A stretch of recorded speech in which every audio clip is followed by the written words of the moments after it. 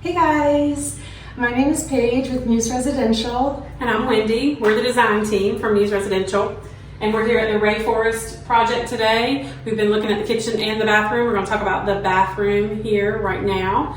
And I'll start out because it looked completely different before we started.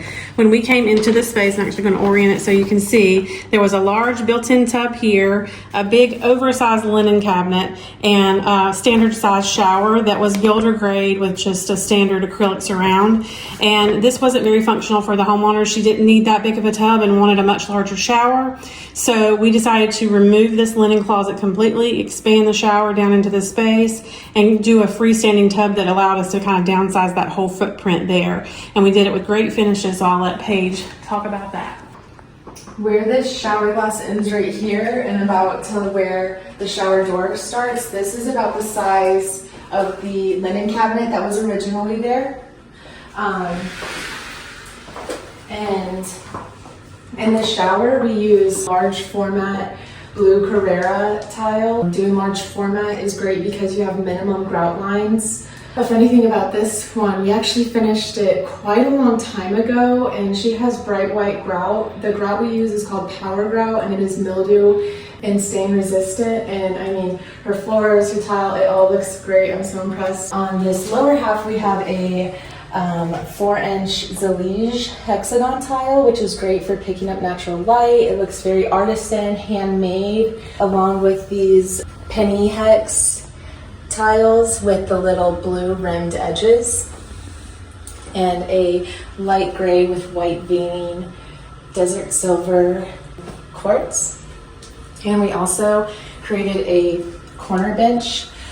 This corner bench was a challenge for our guys on the field because the shower floor and the floor that the tub is sitting on are at two different heights, and there's also lots of different angles to it, and where the shower, lots of points that the shower glass meets it.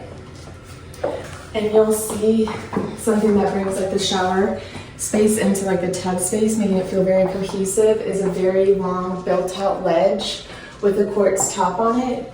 This is great for storage because the client has lots of space for as many shampoo and conditioner, soap, toiletries that she wants. It also created us a ledge to do a deck mounted tub filler. The tub is elevated off the floor. This creates a really cool transition, making this really a spotlight area of the bathroom, a showstopper. And the transition between LVT to tile, it looks very intentional. You can tell that this is the look we were going for. Tile and LVT materials, we might find some that are, the material might be the same cost, but it's the labor. The labor is what drives that cost up.